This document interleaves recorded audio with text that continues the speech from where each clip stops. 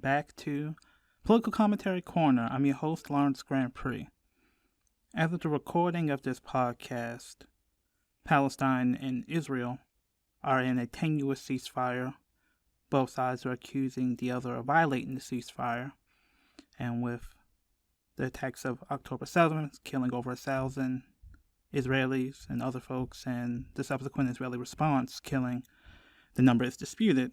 It appears to be at least 65,000, not to mention all those who are suffering from famine and displacement. This issue has completely roiled American politics, and the question comes, how did we get here? And given the seeming impasse at the federal level with a Trump regime highly tied to donors and others who are deeply supportive of Israel, including the evangelical lobby, municipal politics have been roiled by arguments about resolutions and analysis around how local municipal politics engages with Zionism and the question of Israel. And given the current state of the war in Palestine, it may be useful to look at some of the things that happened locally here in Baltimore that were debated 2 years ago, when there was perhaps an opportunity more to intervene in the bloodshed in order to understand how we got where we are, the pressure people feel around these symbolic resolutions, the politics around them, the pushback and the pushback against the pushback, the complicated relationship between Black lawmakers and Jewish lawmakers, the history of connection between Jewish communities and Black communities, the linkage between anti-Semitism and anti-Blackness, and those who would seek to use that historic connection to marshal Black politicians into support for the current state of Israel and a current version of Zionist politics that perhaps does not live up to that historical reality, but also sometimes mythology of the connection between Jewish anti-racist politics and Black anti-racist politics. So with that, we actually want to take a look back at some debates happening here in Baltimore in 2023 around city council resolutions that would have condemned the October 7th attacks, and another resolution that would have called for a ceasefire, to really interrogate the politics around symbolic statements, the symbolic politics, and the value of why people put so much effort into these resolutions, how things became so emotionally charged, and the results of which leading to an environment that produced the world we have now, where somewhere between 60 to maybe even 100,000 Palestinians are no longer alive, and we're struggling to hold on to even a tenuous ceasefire. And we hope with that to interrogate some of the linkages between the attacks on folks in Palestine and the attacks on folks here in Baltimore, that similar forces are oppressing both of us. So with that, we want to thank you, remind you to like and subscribe. It really helps get this new podcast out to more people. Continue to check us out on lbsbaltimore.com. Continue to like the other shows in the Black Liberation Media Network. And with that, let's get into it.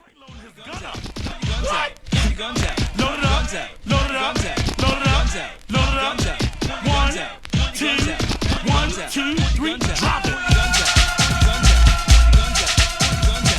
Mark the walk, put your guns up. Words matter. Even though in politics is a contestation of resources, the use of symbolic resolutions can symbolize a political commitment to particular ideas, can be used in the future to demonstrate a political body's commitment to a particular view of a particular perspective, can be used to flex the muscle of a particular interest group, and generally, it just symbolizes who has ideological power to define the terms of debate. And that explains why, even though the resolutions we're going to be talking about here are symbolic, they're very important. So in December of 2023, so remember this will be a couple of months after the attacks of October 7th, 2023, Councilman Yitzi Schleifer introduced an emergency resolution that had language that would have basically committed the Baltimore City Council to condemning the October 7th attacks, to supporting the state of Israel in its battle with Hamas, to call for the release of prisoners, and to generally symbolize a vision of the conflict happening in the Middle East that reflects the perspective of those that support the state of Israel. So let's hear Councilman Schleifer in his own words talking about the resolution. As a grandchild of Holocaust survivors, I grew up hearing firsthand accounts of the horrors of the Holocaust. I never fully understood how the Holocaust could manifest or how anyone could allow such a thing to happen until October 7th. Hate crimes are disproportionately affecting the Jewish people. Jews make up only 2% of the population, yet we are the subject of 55% of all religious-based hate crimes. And according to the ADL, in the past 2 months since October 7th, hate crimes against Jews have increased by over 300%. In Baltimore, in the United States, and across the world, in Israel, and on college campuses, Jews are being targeted, isolated, singled out, and discriminated against for simply being Jewish. It's painful and horrifying as we hear protesters, including right here in the council chambers, using the Hamas slogans that call for the extermination and destruction of Jews. It's repulsive how anybody can try to justify the horrific massacre of October 7th that claimed the lives of thousands of innocent men, women, and children. This council has stood together in the past against injustice, and it's time that we stand together for our Jewish brothers and sisters in Baltimore, in Israel, and across the globe. This resolution does just that. It calls to condemn the Hamas terrorists who committed atrocities to innocent people both in Israel and in Gaza, and calls for the release of all hostages being held in their terror tunnels. Of course, hearing Councilman Schleifer talk about the resolution doesn't really seem too much objectionable there. In fact, even calling it a perspective that reflects supporting the state of Israel, I'm sure will come in for criticism from some, saying these are just statements of facts. So, of course, there was a protest in the City Council Hall, and the chant that Councilman Schleifer claims calls for the destruction of Israel is "from the river to the sea." Now, in previous episodes, we've already talked about the history of that phrase and how that phrase comes from a perspective of seeking a one-state solution that calls for democratic rights for all people in the historical Palestine and not for the elimination of Jewish residents of the Middle Eastern area that we currently call Israel. And many of the things he states currently reflects the ideology of the Anti-Defamation League, which, as we previously stated, has become quite radicalized in this particular moment. And it's important to also understand that his fundamental defense of the resolution is that the council is an emergency resolution, so it requires a supermajority of votes. But he thought it would be fine. He argued it should be fine because the council had already passed similar legislation using similar language in terms of other previous attacks. So let's actually read some from what the resolution actually said to understand more his argument in favor of it and how we can begin to deconstruct some of the analysis behind it and explain why some people may have concerns with the language of the resolution. So here's a snippet of the resolution. For the purpose of condemning the Hamas terrorist attacks on Israel and standing in solidarity with the Jewish people in Israel and Baltimore and around the world to condemn anti-Semitism and genocide against the Jewish people. It goes on to state that this attack was fueled by the same anti-Jewish and religious hate and rhetoric that has led to violence against communities of color in their houses and communities of worship, including Sikhs practicing in their Gurdwara of Oak Creek, Wisconsin, and African Americans celebrating in Mother Emanuel AME Church in South Carolina. In its aftermath of this terrible and cowardly attack, the Baltimore City Council resolved itself once again to condemn hate speech and violence of every form and demands the return of all hostages being held in Gaza. The invocation of genocide, specifically within the context of an attack on Jewish folks, is a powerful tool of ideological shaping of the political and discursive landscape by this resolution. Many folks will know that after the Holocaust, international law states that in the midst of a genocide, there's an entire movement in American international politics called Right to Protect, and demands states intervene in the midst of genocide. So by shaping the October 7th attack as a genocide, an attempt to specifically wipe out an entire racial ethnic group, it not only obscures the claim that Palestinians have been making that their occupation of their land by the state of Israel in violation of international law over the past 70 some odd years is itself constitutive of genocide. That the October 7th attacks makes the Jewish folks in Israel the victims of genocide and therefore justifies continual flows of aid, continual flows of political diplomatic support against the aggressors, who in this case are the Palestinians, who are arguing that they themselves have been occupied, right? So again, this is very, very powerful discursive shaping of the space. And it allows for the violence done against Palestinians to largely be erased, right? So whatever you think of October 7th, calling it an attack to cleanse Israel of Jews violently doesn't seem to match the scale and capabilities or intent, if you actually listen to Hamas, of what they were trying to do on October 7th, which we'll talk about a little bit later. But it also obscures the disproportionate response and the disproportionate violence being done to Palestinian civilians in the face of said attack. So let's not even go to 2025. Let's go to, in the context of this conversation, 2023 in December.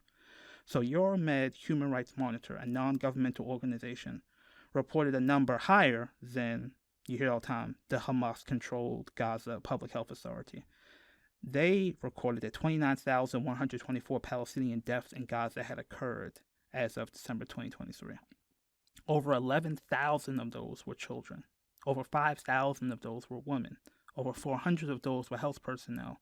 And nearly 100 of those were journalists. And nearly 1.9 million folks have been internally displaced as of the time this resolution was being debated.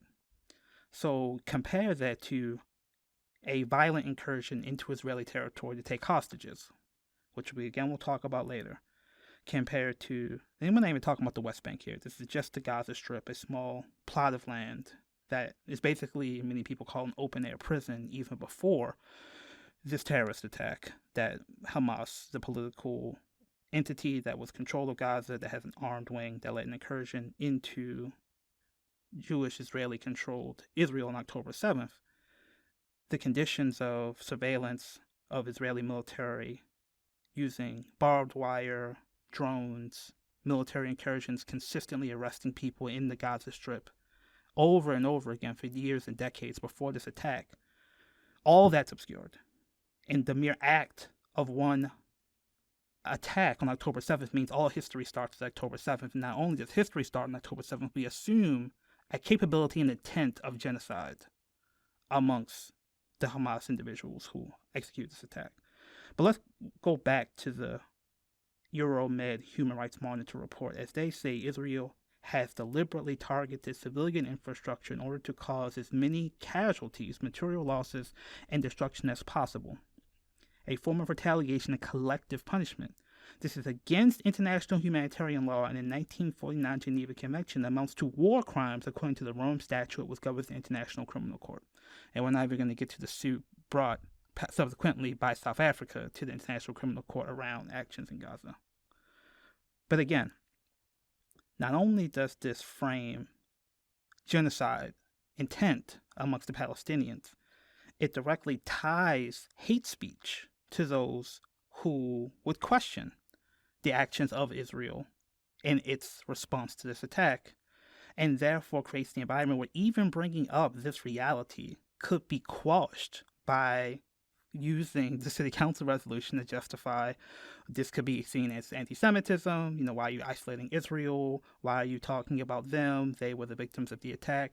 So again, it can be logical to oppose this opposition on the grounds that merely bringing up these realities on the ground could therefore be seen as attacking Jews or attacking the state of Israel. Finally, the invocation of the attacks on Mother Emanuel AME Church, that's when Dylann Roof came into a predominantly black church in South Carolina during the Obama years and unfortunately killed many worshipers, basically flattens any distinctions between anti-Semitism and anti-Blackness, and therefore mandates anyone who makes any claim around black people being oppressed to basically keep that same energy, to use a colloquialism, around anti-Semitism.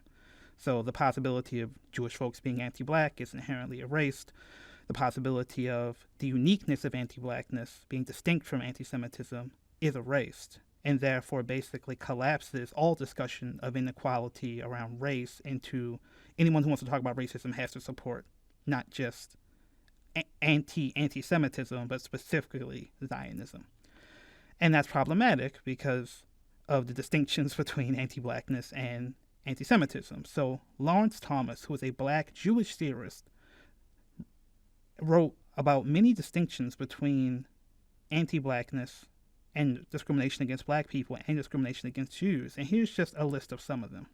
In a list that's actually relayed by the philosopher Charles Mills, Lawrence Thomas writes, quote, Israel received reparations from Germany for the crimes of the Jewish Holocaust. African Americans and Caribbeans have yet to receive reparations from the Americas or European governments for the crimes of slavery. In fact, it was the former slave owners who were compensated. Next, because of the phenotypical closeness of Jews and Gentiles, as against blacks and whites, the perceived need for transformative cosmetics was much more foundational and pervasive for blacks than the Jewish body.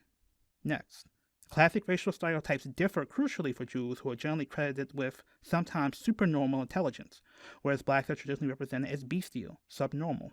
Next, from the time the race became an important category in European colonization and the settling of North America, Jews have generally been categorized as white, albeit stigmatized off-white. Blacks, on the other hand, have always been non-white, indeed the paradigm non-white, for whose subordination the system has been based. Next, in North America, the Jewish community is, on the whole, far more politically organized than the Black community, a reflection of class differences, a different degree of assimilation, and, given Black disenfranchisement, a long history of political activism. In addition, in the United States for many decades, Jews were a prime source of funding for Black civil rights organizations. On the one hand, a tribute to the anti-racist commitment of many Jews, yet on the other, the foundation of a differential power relationship. The overall result is that Jewish-Black political relations have generally not been peer-to-peer relations, but have been viewed by many Blacks as paternalistic. Next, Israel is seen as part of the West. The decolonizing African nations are not. And the final one I want to relay is that in the post-war period, after the revelation of death camps, racist ideology of anti-Semitism had ceased to be respectable in the West. By contrast, anti-Black racist ideology never died, and from the late 1960s onward has been dramatic resurgence in forms of IQ theory, alleging lower Black intelligence, and some interpretations of sociobiologically alleged greater Black propensity for violence. End quote. Two of those points, in terms of greater political organization and anti-Black stereotypes specifically being tied to violence, are going to be very important as we get to the conclusion of this episode. But I want to talk about organization in terms of the ability to project media, because when this story was covered, it was covered by the local Fox 45 station. This station is owned by Sinclair Media, and Sinclair Media is an openly right-wing, pro-Trump institution. The executive chairman, David Smith, when Trump came in the first time, says, "We're here to carry your message to Trump." On the board of Sinclair Media is someone named Howard Freeman, who's the former AIPAC, the American Israeli Public Affairs Committee, which is one of the largest pro-Israel political action organizations in the country. So this is not an argument about Jews controlling the media, even though that would still reflect a degree of power, control, and competence that Jewish theorist, Black Jewish theorist Lawrence Tribe says is part of the distinction between anti-Blackness and anti-Semitism, right? This is specific to an individual person, Howard Freeman, who has stated that he has a clear ideological support for the state of Israel, who has a clear ability through his seat on the board of this institution to have the ability to influence media coverage, right? So Fox 45, just looking at their coverage of the ceasefire, I was just watching it split screen next to other institutions. Fox 45 continuously shows the October 7th attacks while it talks about the ceasefire coverage, while other media orgs talk about people celebrating the ceasefire, shaking hands over the signing of the ceasefire agreement, people cheering. Fox 45 shows images of Israeli flags being taken down using local security camera footage, and shows that as a story of rampant anti-Semitism, despite the reality of all the other things you could be focusing on as a media organization. Them explicitly focusing on the attacking of Israel flags is an example of an ideological commitment to use anti-Semitism as a political cudgel to frame there's this constant attack on Jews. When, again, the reality of the state of Israel having institutions like the ADL, institutions like AIPAC, billionaire donors who give money to both political parties to be able to, in their mind, deal with what they see as rising anti-Semitism on campuses, stated pro-Zionist individuals basically buying TikTok and openly changing the algorithm to deal with what they perceive as anti-Israeli propaganda proliferating on the app, the ability to influence both the Biden and Trump administrations at a fundamental level in terms of shaping their strategy around these institutions, it's not a conspiracy theory. It's an objective assessment of the political power of an interest group. And part of that political power is the ability to shape media coverage all the way down to the local level, basically creating a discursive environment where individuals who just didn't vote for a particular resolution, a symbolic resolution, basically get to be framed within the lens of the people who are supporting the resolution without much analysis of the counter argument. So here's actually how Sinclair Media depicted that vote around the first resolution in December of 2023 here in Baltimore, and then we'll get to a counter resolution proposed a few days later and how that went down. So again, here's Fox 45 talking about the vote that was unsuccessful around Councilperson Yitzi Schleifer's resolution in December 2023. Well, Mary and Kai, it's a measure that Councilman Yitzi Schleifer thought would be consistent with what we've seen from the City Council before, including measures or resolutions that call for the condemnation of terrorist attacks. But tonight, a no vote. Baltimore City Councilman Isaac Yitzi Schleifer said it was a last-minute but crucial decision for him. A push for members of the City Council to pass the immediate adoption of his resolution, which primarily calls for the condemnation of the Hamas-led Palestinian deadly attack on Israel in October and the condemnation of anti-Semitism. And with the large Jewish population that we have here in Baltimore that is feeling very isolated and alone because of the recent events and the rise in anti-Semitism in the United States, it's important that their government can stand with them. But before the vote, protesters in the council chambers, their voices lifted in support of Palestine. Council President Nick Mosby approves adding the measure on tonight's meeting agenda. Because it calls for an immediate resolution, at least 12 votes are needed for approval. The resolution fails for immediate adoption. But the resolution fails to get the required number of votes, with only 9 members voting yes, 4 council members abstaining, with 2 council members not present, making those 4 abstaining votes from council members Christopher Burnett, Ryan Dorsey, Felicia Porter, and Odette Ramos critical. They chose not to be interviewed, but Councilman John Bullock, who supported the resolution, at the mic with why others possibly did not. The fact is that there are people who also are fighting for self-determination. And just like the state of Israel deserves to exist in terms of people for self-determination, that also needs to exist for the Palestinian people as well. But for Schleifer, more on the vote and its message. It sends the message that hate is only okay if it's being perpetuated against Jews. Murder is only okay if you're murdering Jews. And that sends a horrible message to the people of Baltimore. Now, we are back here live. Before the vote, Schleifer described how his resolution is worded very similar to the resolution passed 4 years ago that condemned the New Zealand terrorist attack. After hearing that, one council member, Mark Conway, changed his vote. Still, it wasn't enough. We're live tonight. Keith Daniels, Fox 45 News. Yeah, I get that's audio only, but one of the most interesting things about that clip is we watched the video when they reveal the 4 people who abstained. They show their faces and they're flipping it almost as if like, this is your attack list. These are the 4 individuals that denied this vote from passing. And putting them on the screen is basically making them a target. And especially giving Councilperson Schleifer the last word, and the only person who said anything who actually voted for the resolution was Councilperson Bullock.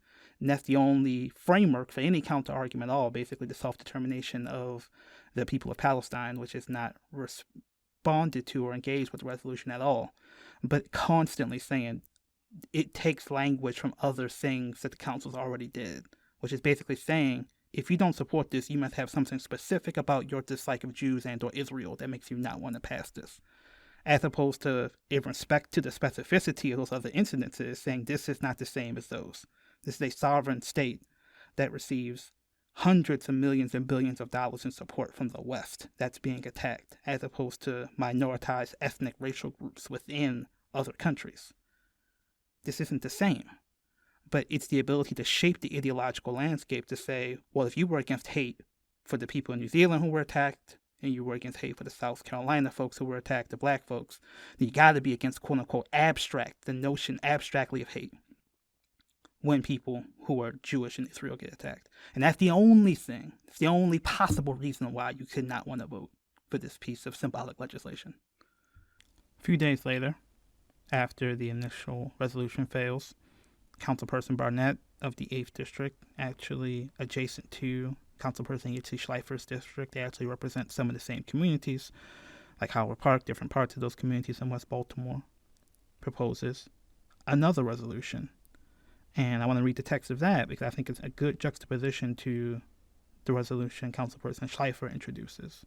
And remember, the juxtaposition is important because the original resolution is grounded in the fundamental reality that we have to reject hate.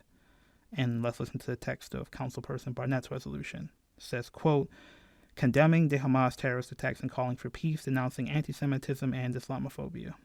For the purpose of condemning the Hamas terror attack on Israel and standing in solidarity with members of the Jewish and Islamic communities in Israel and Palestine who have been victims of violence, anti-Semitism, Islamophobia, and genocide, calling for a long-term ceasefire.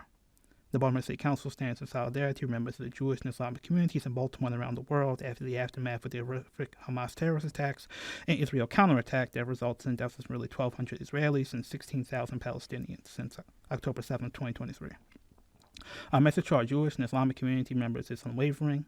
You are our community, and we will join you in your mourning and stand with you during this sorrowful time. This is a type of violence that is consequence of dangerous rhetoric and policies perpetuated by reactionary ideologues, whether it's separating of families with the Muslim ban, taking children away from families at the border, or dehumanizing refugees in Europe.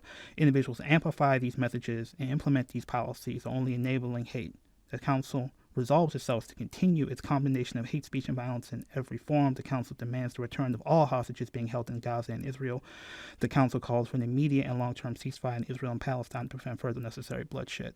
We ask the citizens of Baltimore to stand with the city Council in solidarity with our Jewish and Islamic neighbors to demonstrate that hate has no home in Baltimore City, end quote.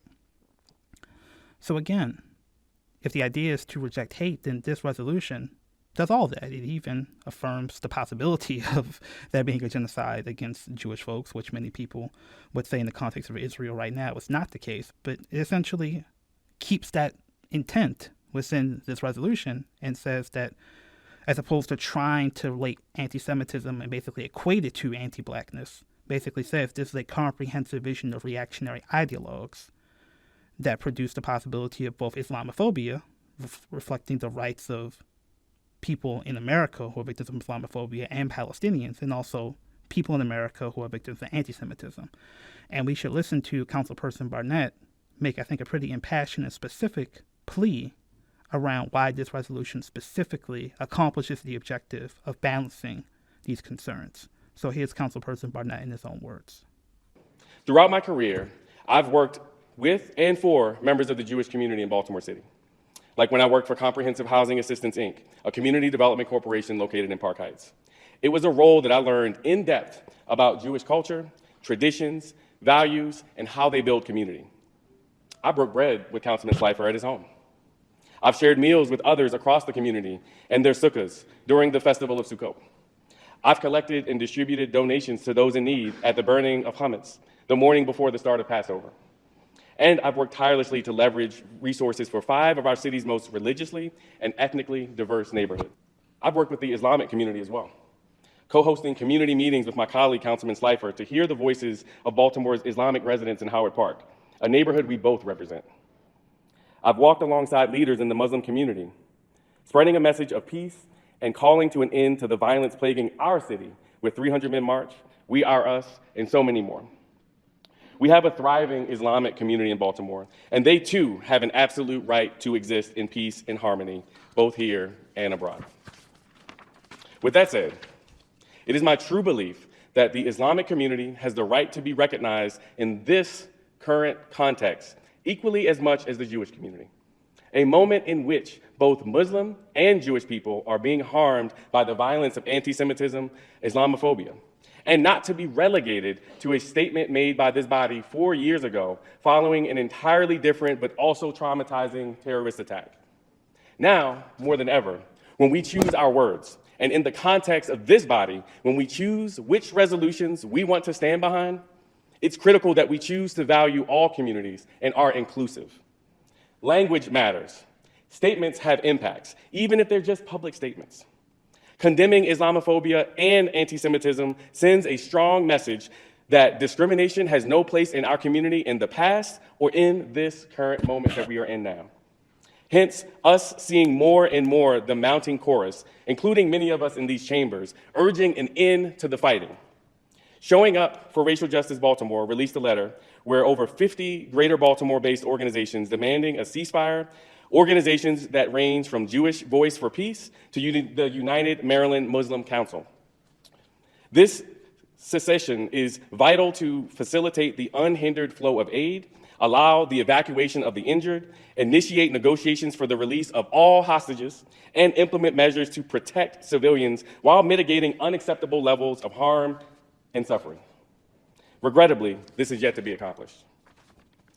The resolution before you today has the explicit purpose of urging collaborative conversations and turning them into concrete, meaningful measures by which those in the seats of power that can actually make happen while embodying both the Jewish community and Islamic community. Again, it's very interesting that Councilperson Barnett talks about the Muslim community in Baltimore marching for peace. And again, that's the violence prevention work. We mentioned in previous episodes that the idea of a ceasefire was influenced by calls for peace in the Middle East, and that being a framework that demands recognition for the Islamophobia and a framework of peace and unity reflected in this very legislation.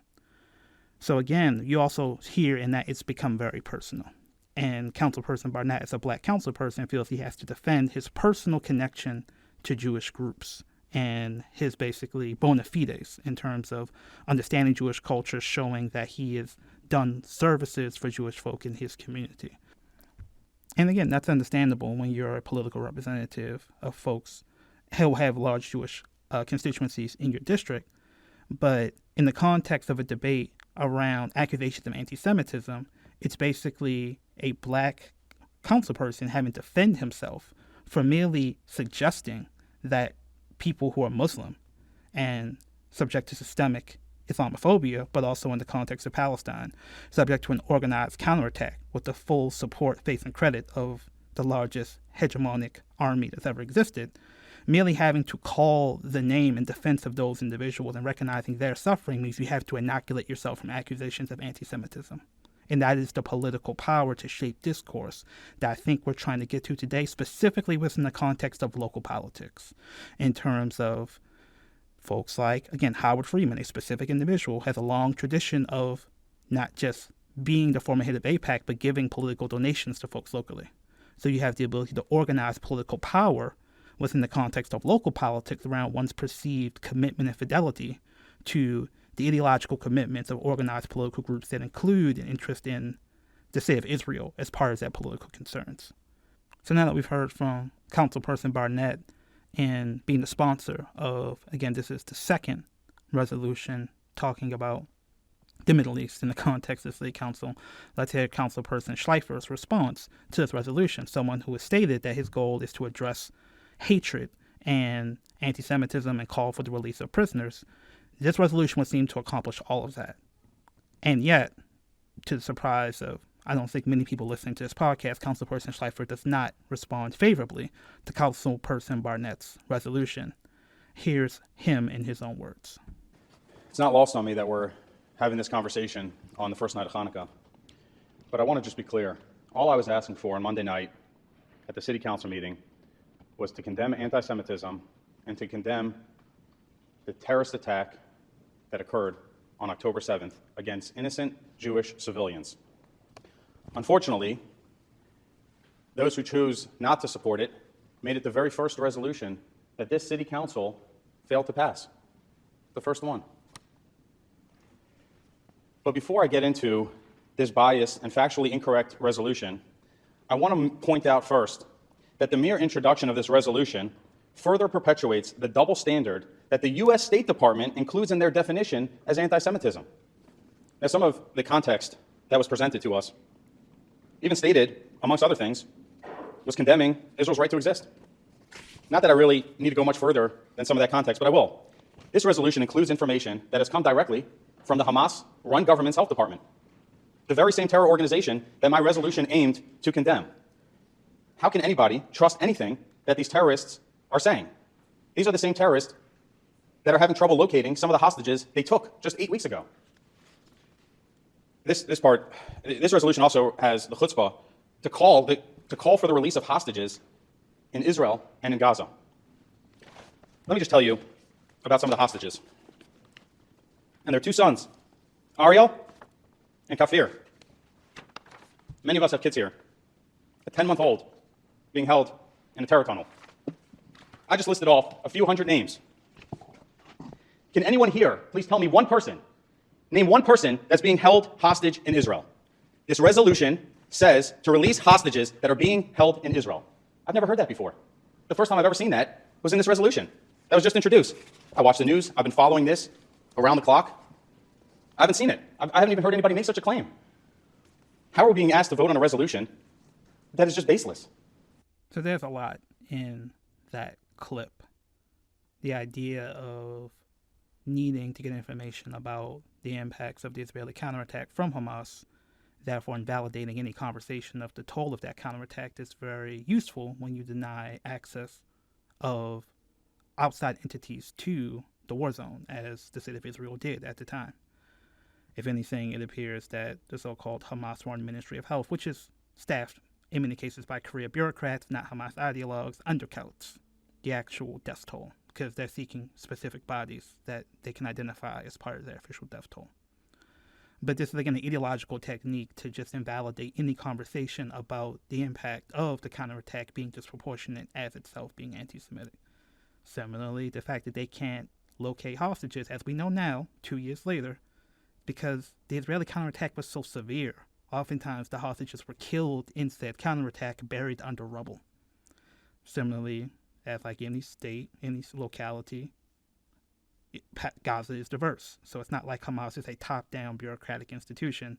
There are dispersed clans of individuals who were moving folks around. So as we see with the ceasefire negotiations, it was hard to even know which hostages were where because these are gangs of folks on the ground.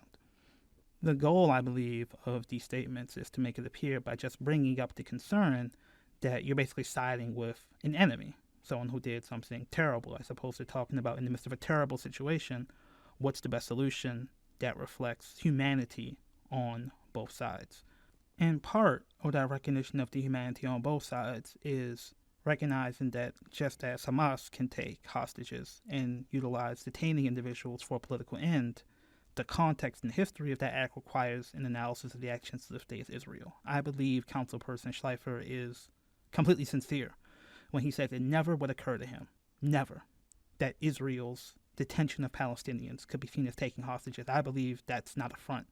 In his media environment, including Sinclair Media and national media, it is beyond the pale to even conceptualize the consistent administrative detention that Israel does. So again, that's just taking people with no charges whatsoever, to conceptualize that as hostage-taking.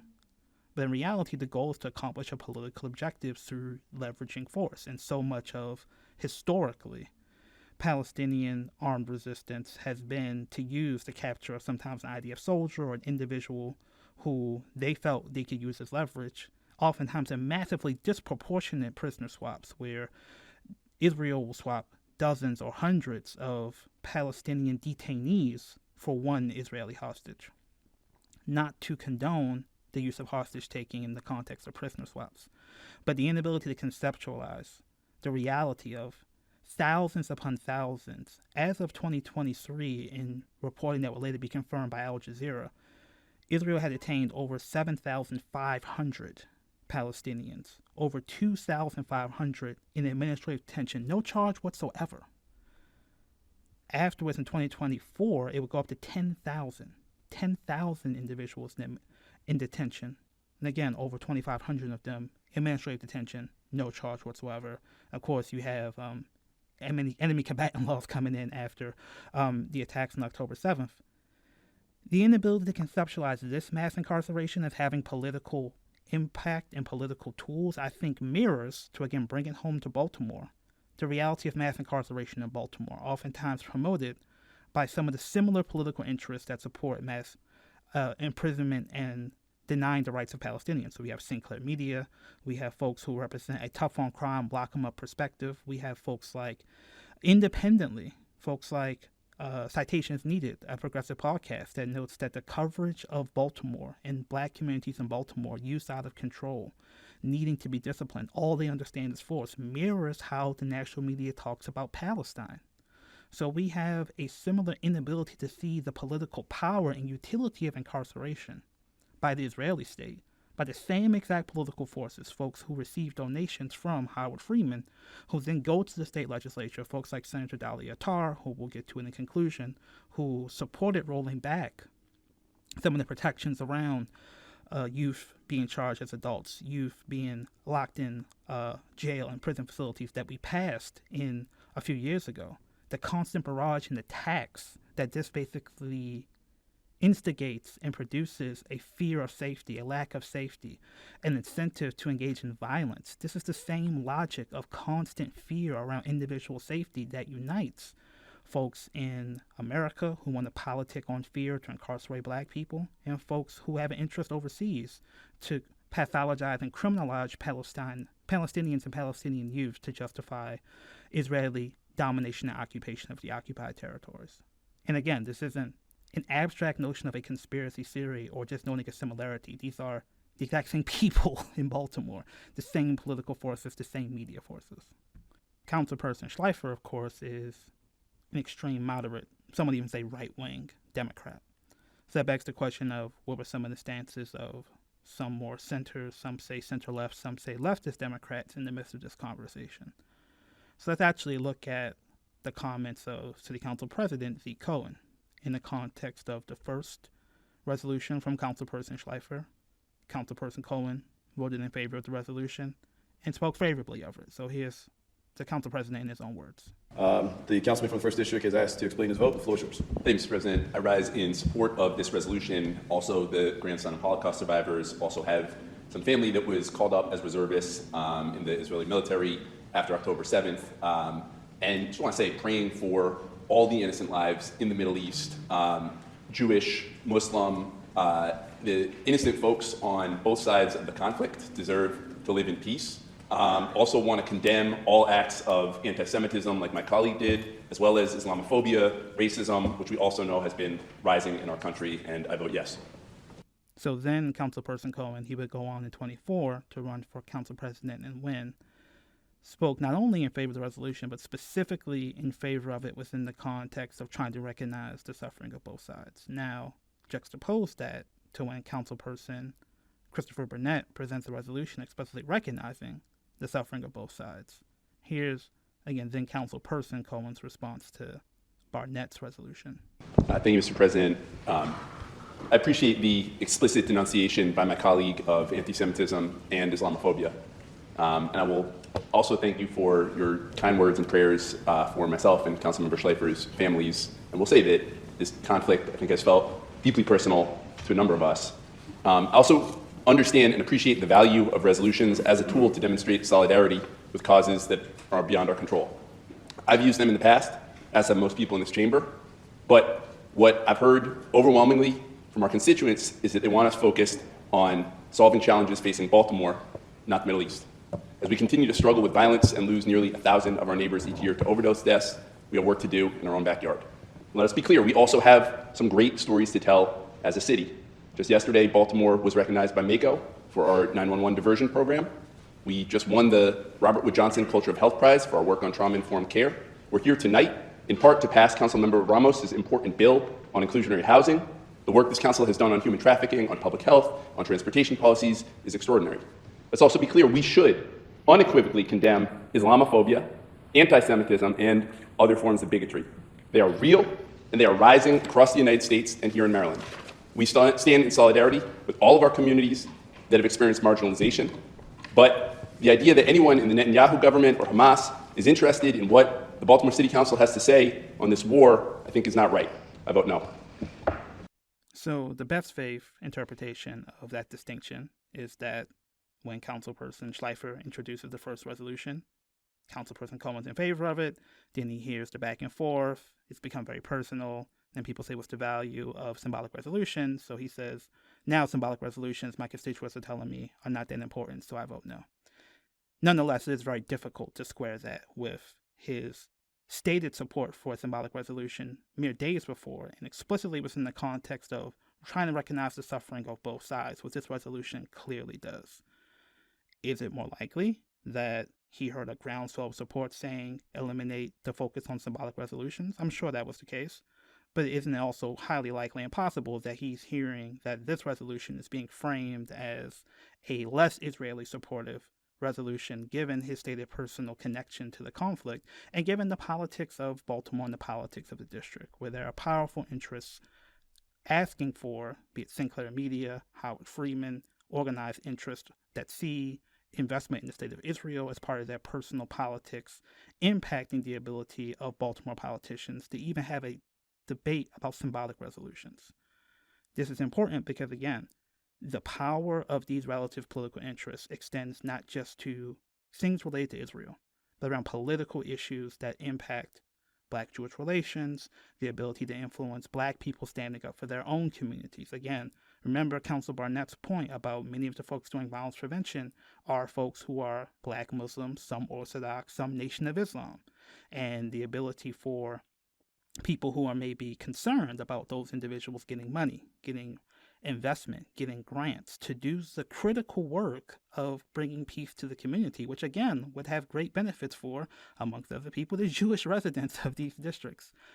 It raises very important questions about the ability to use things like anti-Semitism, accusations of anti-Semitism, and engage this around the state of Israel as a political wedge issue to force Black politicians to pull back from politics and statements that are popular in their district and reflective of the politics of not just supporting justice in the abstract, but specifically about centering racial justice in a way that can assert the power of oppressed brown people, be they Palestinian or Black people, to have their suffering recognized and the self-determination to determine their interest. In Palestine, that's perceived as a threat to certain Jewish interests. In Baltimore, that's seen as a threat to certain white interests, not just Jewish, not just Zionist, but white interests in general. And it's not lost that given the long connection, as stated from the quote previously, of Jewish institutions, Jewish individuals funding not just civil rights organizing, but Black politicians specifically. Black politicians have perceived support from the Jewish community as very important. They value their perceptions as being friends to the Jewish community.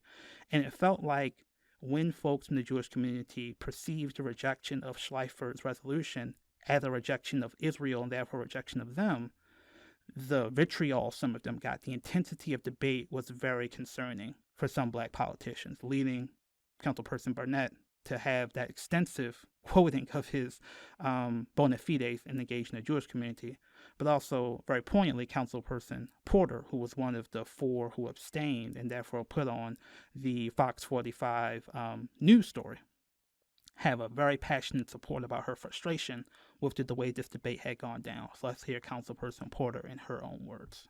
Earlier this week, my colleagues and I had a chance to vote on an issue that in previous times in this council we thought was the cornerstone of our democracy and our government at the local, state, and federal level.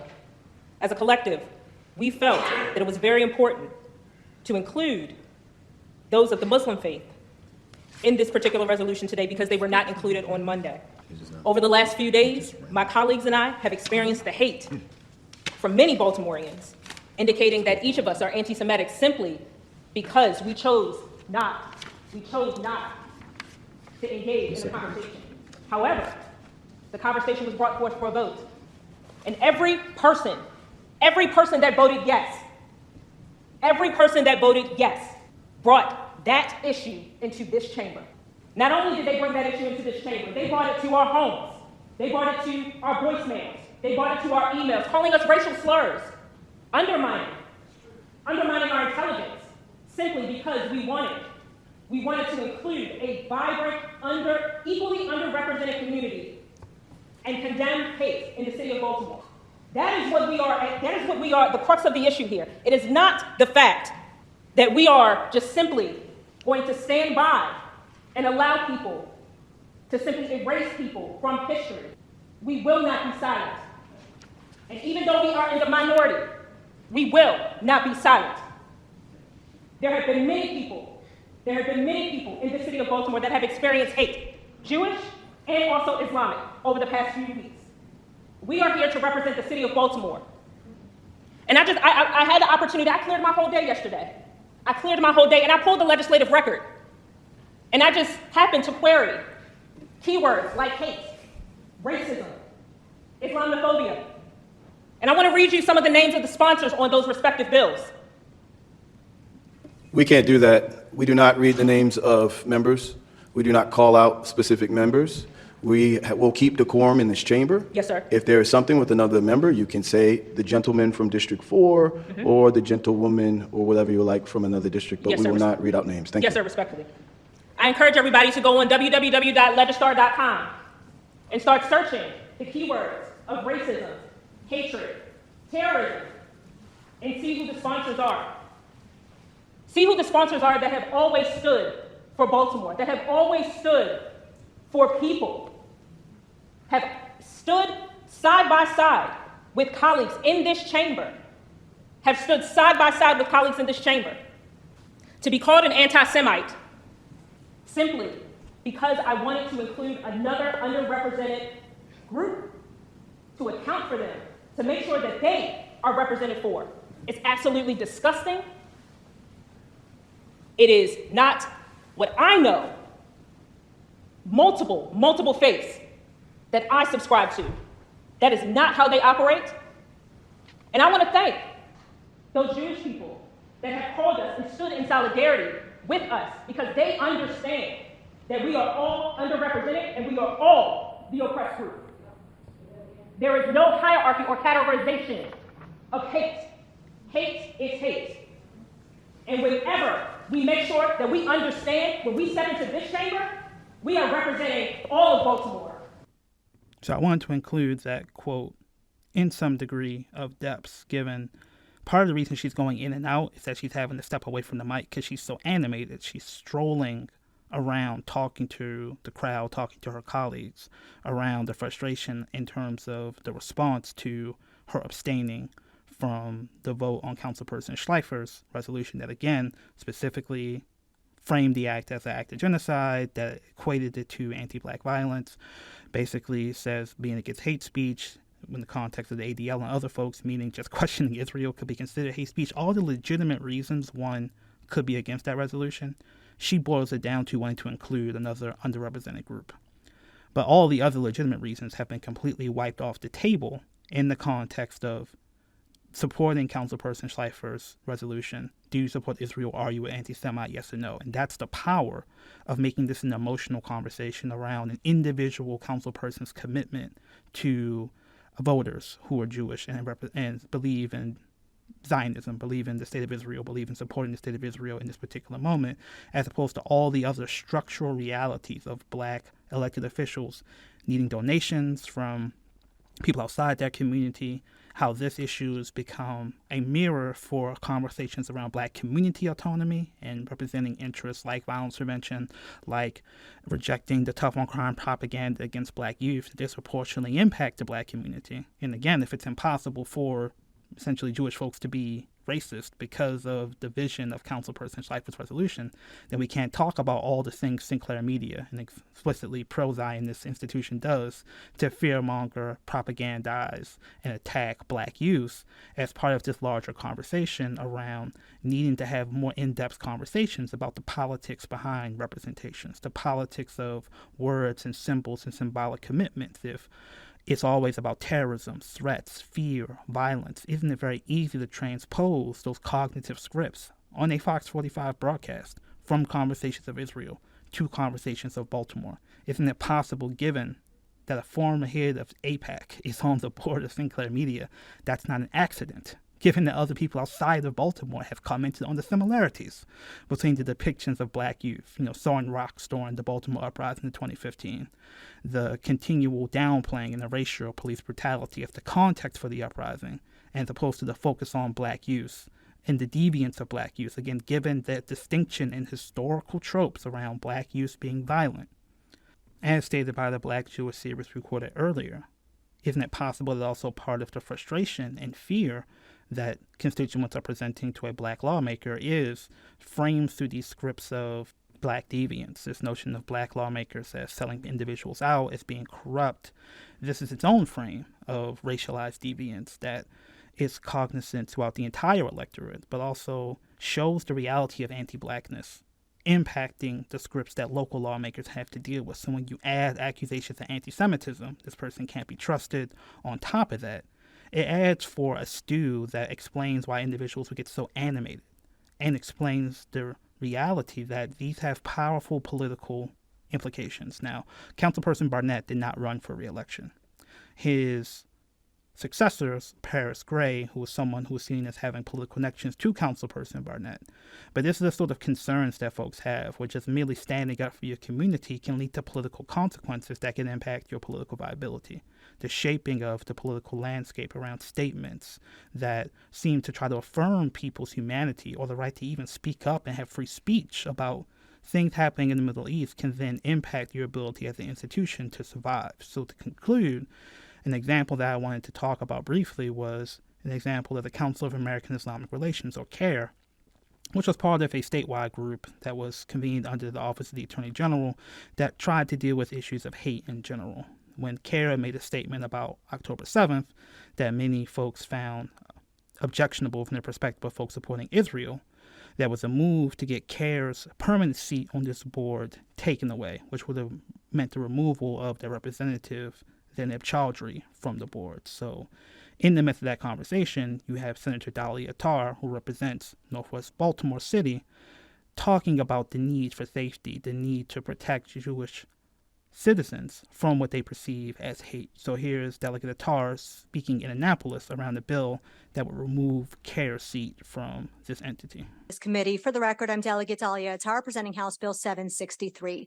Last session, this body passed a bill establishing a commission on hate crime response and prevention. A member of this commission, the CAIR organization, has been acting in a bigoted manner towards other groups at risk of hate crimes, other groups they are tasked to work with to minimize hate. And I've come to learn that this has been a problem with this organization for a very long time. That became clear to Attorney General Brown in November, and he suspended the member of that organization from the commission.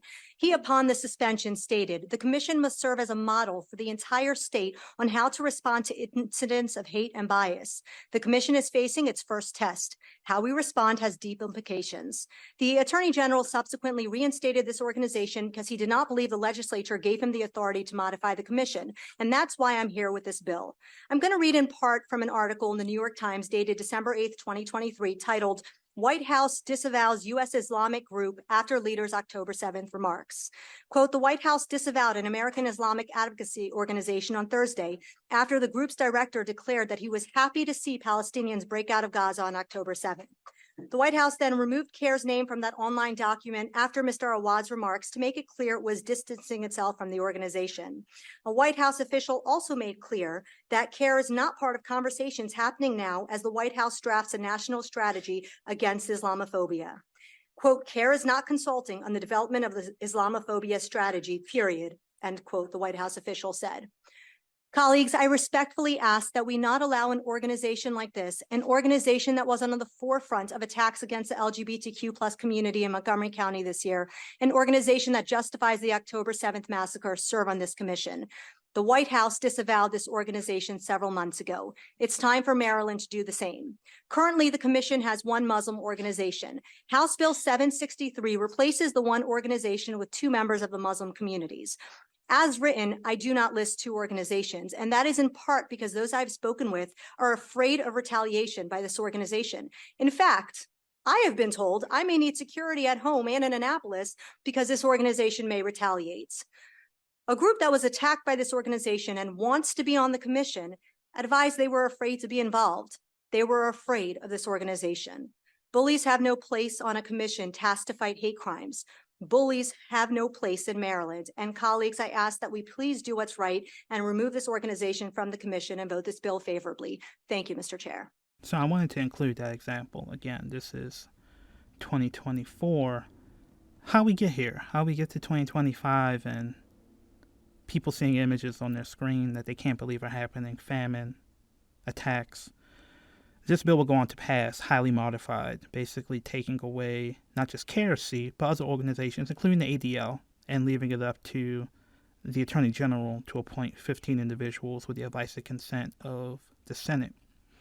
But the intent is clear, given the statements from Senator Attar, is to punish CARE and to punish an organization that, despite maybe having ideas that not everybody agree with, reflects a certain constituency within the Muslim community, and that has been very useful and supportive on many issues that many folks in the black community work on. So this idea of wanting to make an example out of CARE, to have political consequences to a statement that reflects what some people said about the Baltimore uprising, that, I understand young people throwing rocks. I don't condone it, but it's understandable given the conditions of oppression. To strip away any ability to talk about the conditions of oppression that lead to violence, that lead to individuals busting out of Gaza, that, again, people claim was an open-air prison, that leads to the inability to talk about the administrative detention and the thousands of people who were in jail in Israel, taken from Gaza, children, that people felt they were so desperate to get back, they took an action that many people can't imagine taking. But they also can't imagine their kids being taken with no charges, not knowing if they're alive. Many people subsequently reported torture in these Israeli detention conditions. This is the reality on the ground. When you talk about it, the perception is you're going to have political consequences. So you're creating a chilling environment where individuals feel they have to separate themselves from other organizations if they don't want the same thing that org got. This is what happens in local politics, and when that's repeated over and over again in state after state, city after city, you get an environment where all the way down, the Democratic Party feels it has to discipline itself in a way that allows for conditions like October 7th to produce what many people perceive and many individuals who are qualified say is a genocide against the Palestinian people right now. And merely stating that would have potentially violated the hate speech provisions in the City Council resolution that Councilperson Schleifer set forward and the ADL has been pushing all over the country. This is how we got here.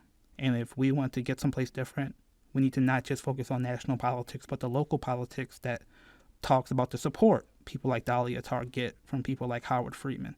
Not always through the ADL, but through individual donors that you can say, I reject all ADL money, then take donors from people who donate to the ADL. Or maybe they don't donate to the ADL, maybe they donate to United for Democracy Project, who are the people who went after Cori Bush and Jamal Bowman.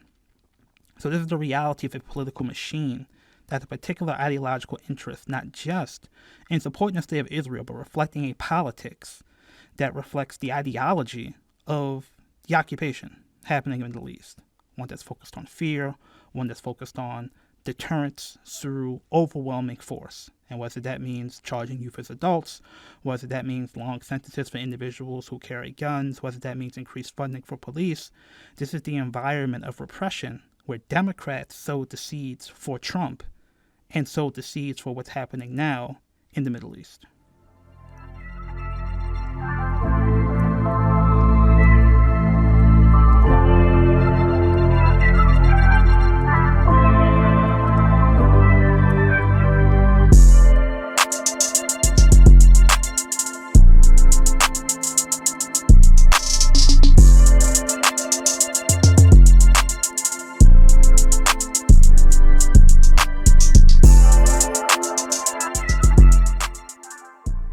Hope you enjoyed this episode of Political Commentary Corner. Again, check us out on lbsbaltimore.com.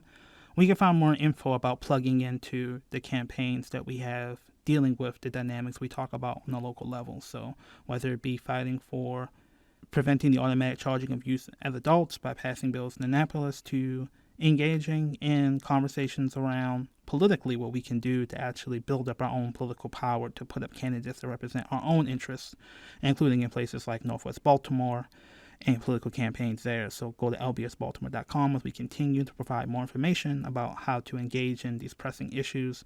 Again, like and subscribe to the podcast. Leave a comment if you can. It really helps us with the algorithm. This is a new podcast in addition to our previous podcast, In Search of Black Power. Please go listen and like and subscribe to that as well, obviously. But also continue to check out all the other shows on the Black Liberation Media YouTube page and network. And we will see you next time on Political Commentary Corner. Take care.